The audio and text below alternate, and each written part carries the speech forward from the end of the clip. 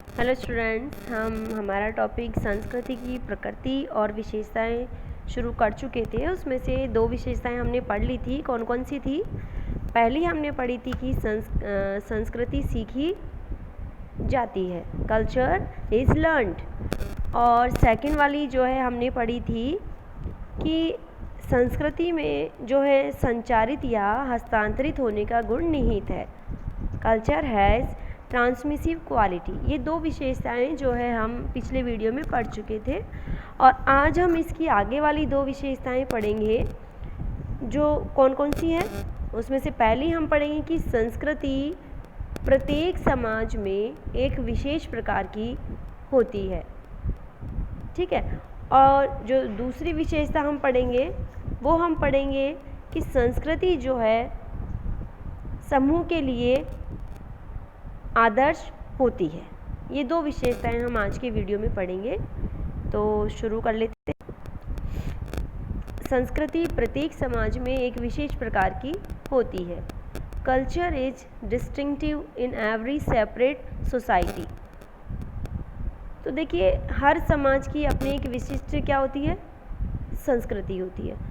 इसका मुख्य कारण ये है कि हर समाज की भौगोलिक और सामाजिक परिस्थितियाँ भी क्या होती है? अलग अलग होती है, ठीक है।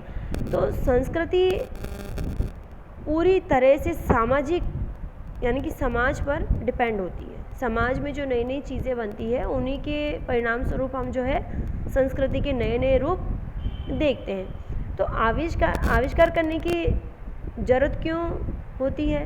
क्योंकि मानव की आवश्यकताएं भी दिन प्रतिदिन बदलती है या फिर बढ़ती है। इस कारण से समाज में नए नए आविष्कार होते रहते हैं, और संस्कृति जो है पूर्ण रूप से सामाजिक आविष्कार का ही परिणाम होती है। तो मनुष्य की जो सामाजिक आवश्यकताएं हैं हर समाज में अलग अलग होती है। तो इसी वजह से संस्कृति का रूप या स्वरूप जो है हर समाज में हमें अलग अलग देखने को मिलता है। तो ये जो सांस्कृतिक भिन्नताएं हैं इनके कारण क्या होता है कि एक समाज के लोगों के व्यवहार की जो विशेषताएं हैं वो किसी अन्य समाज के लोगों के व्यवहार से क्या होती है? अलग होती है। और इतना ही नहीं होता, संस्कृति में परिवर्तन तभी होता है जब उस विशिष्ट समाज के जो विशिष्ट व्यवहार में परिवर्तन आता है, तभी उस संस्कृति में जो है बदलाव आता है। जैसे अगर किसी और समाज का व्यक्ति उस समाज में आकर रह रहा है, उसने कुछ बदलाव किया और उस बदलाव को जो है उस जिस समाज में वो रहने आया उस समाज के लोगों ने उसको एक्सेप्ट कर लिया है, तो जाहिर सी बात है समाज का हल्का सा रूप अगर बदला तो उस समाज की संस्कृति में भी बदलाव निश्चित रूप में आएगा। और ये जो विशिष्ट व्यवहारों में परिवर्तन सभी समाजों में आता है, ये एक से नहीं होते हैं। जिस भी समाज में व्यवहार में परिवर्तन के कारण जो बदलाव आए ये एक सा नहीं होता है। इसी वजह से क्या होता है, सभी समाजों में जो सांस्कृतिक परिवर्तन की दिशा है, उसकी गति है या स्वरूप है, वो एक सा नहीं होता है। प्रत्येक समाज की संस्कृति की भिन्नता अलग अलग है, लेकिन फिर भी जो कल्चर है उसके कुछ तत्व या कुछ एलिमेंट्स ऐसे हैं जो सभी समाजों में लगभग एक से हैं।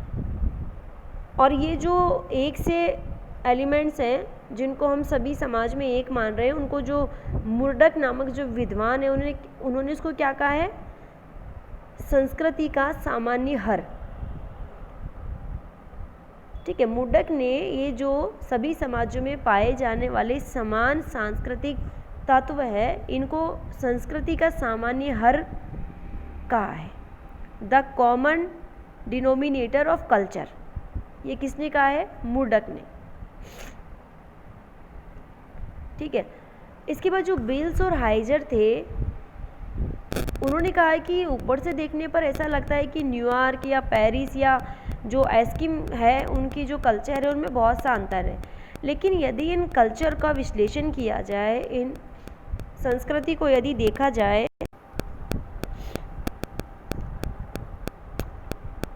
इन संस्कृतियों का यदि विश्लेषण किया जाए, उनमें सामान्य विशेषताओं को ढूंढा जाए तो उनमें कुछ सामान्य विशेषताएं हमको मिल सकती है। ऐसा किसका मानना था? ये बेल्स और हाइजर ने कहा था, ठीक है। तो अलग अलग संस्कृतियों की समानता को ढूंढने का सबसे सिंपल वे क्या है कि उनके कार्यों का विश्लेषण करना चाहिए। तो ऐसा करने पर हमको ये मालूम होगा कि कुछ सामान्य उद्देश्य है जिनकी पूर्ति के लिए जो है हर समाज में अलग अलग ढंग है। किसी भी संस्कृति के अध्ययन से ये मालूम हो सकता है कि संस्कृति समाज के लोगों की कुछ शारीरिक या फिर साइकोलॉजिकल आवश्यकताओं की पूर्ति करती है। संस्कृति उन साधनों को भी हमको दिखाती है जिनकी सहायता से मनुष्य को जो है कपड़े या घर या जिनसे वो जी रहा है ये, या फिर उसके समाज की जो है कंटिन्यूटी बनी हुई, ये सब चीज़ें हमें संस्कृति में देखने को मिलती है। लेकिन समाज की कंटिन्यूटी के लिए इतना ही आवश्यक नहीं है, बल्कि एक सोशल ऑर्डर भी होना चाहिए, एक सामाजिक व्यवस्था भी उसके लिए जो है आवश्यक होती है। तो संस्कृति समाज के लोगों के संबंध को नियमित भी करती है, उन्हें ज्ञान भी करती है, ज्ञान भी उन्हें प्रदान करती है, और एक अनुभव जो पिछली पीढ़ी का है वो भी संस्कृति जो है एक पीढ़ी से अन्य पीढ़ी को मिलता है। जो अनेक प्रकार की प्रथाएं हैं, परंपराएं हैं, जनरीति है, धर्म है, इनके माध्यम से सभी जो कल्चर है अपने समाज के लोगों के व्यवहार में जो है एकता उत्पन्न करती है। सभी लोगों की जो है एक सी सोच उससे बनती है, जैसा कि हमने पिछले वीडियो में पढ़ा था, उसको हम सामूहिक आदत के रूप में हम मान सकते हैं। तो प्रत्येक समाज की संस्कृति की विशेषता है, उसकी अलग अलग विशेषता है, उसके अलग अलग स्वरूप है, उनमें भिन्नता अवश्य है, लेकिन फिर भी मूल रूप से उसमें कुछ न कुछ समानताएं हमें अवश्य रूप से देखने को मिलती है। और स्वरूपों में ये भिन्नता और अन्य कार्यों में समानता या एकता सभी संस्कृतियों की एक प्रमुख विशेषता है। ठीक है। संस्कृति की जो आगे वाली विशेषता हम ले रहे हैं वो है समूह के लिए संस्कृति आदर्श होती है। Culture is ideal for the group. मर्डक ने जो संस्कृति की इस विशेषता या प्रकृति के बारे में हमको बताया, तो उन्होंने कहा कि काफ़ी हद तक जो सामूहिक आदतें हैं, जैसा कि हमने पिछले वीडियो में पढ़ा था सामूहिक आदत क्या है, तो काफ़ी हद तक जो सामूहिक आदतें हैं उनको, जिनसे कि संस्कृति बनती है, व्यवहार के आदर्श नियम या जो प्रतिमान है वो उनको मान सकते हैं। ठीक है। इसका मतलब ये हुआ कि एक समाज या समूह के लोगों की दृष्टि में उसकी संस्कृति सामाजिक व्यवहार का एक आदर्श मान है, एक स्टैंडर्ड है ये। तो इस कारण उसे स्वीकार करना, उसी के अनुसार अपने व्यवहार को ढालना वो बिल्कुल सही मानते हैं। ये बिल्कुल सही होता है कि व्यावहारिक तौर पर अगर देखा जाए तो इन आदर्शों को आदर्श के रूप में शायद ही ग्रहण करते हैं हम लोग, लेकिन फिर भी हमें पता है एक विषय के रूप में हम इसके बारे में जानते अवश्य हैं कि ये चीज़ सही है। मुख्य रूप से जब अगर हम एक संस्कृति की तुलना, अपने कल्चर की तुलना हम किसी अन्य समाज के कल्चर से कर रहे हैं, तो हमें पता है कि समाज में जो व्यवहार चल रहा है, भले ही हमने उसको अपनाया नहीं है, लेकिन फिर भी वो सही होता है। इस विषय में हमारे दिमाग में ये सोच अवश्य होती है कि नहीं, ये चीज़ सही है, जो कि सामूहिक रूप से अपनाई गई है।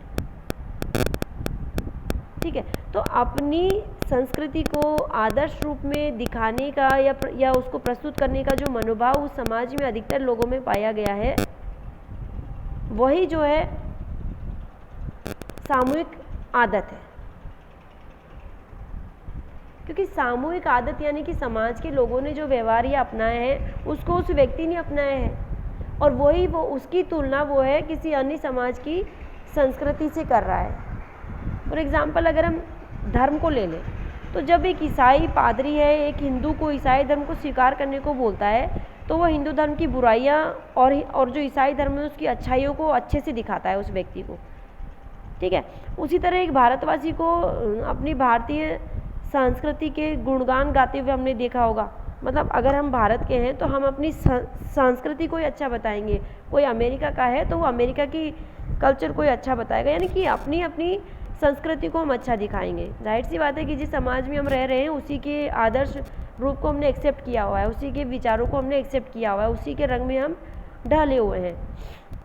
तो अपनी संस्कृति आदर्श इसलिए भी है कि ये व्यवहार प्रतिमान किसी व्यक्ति का नहीं है बल्कि सारे समूह का है।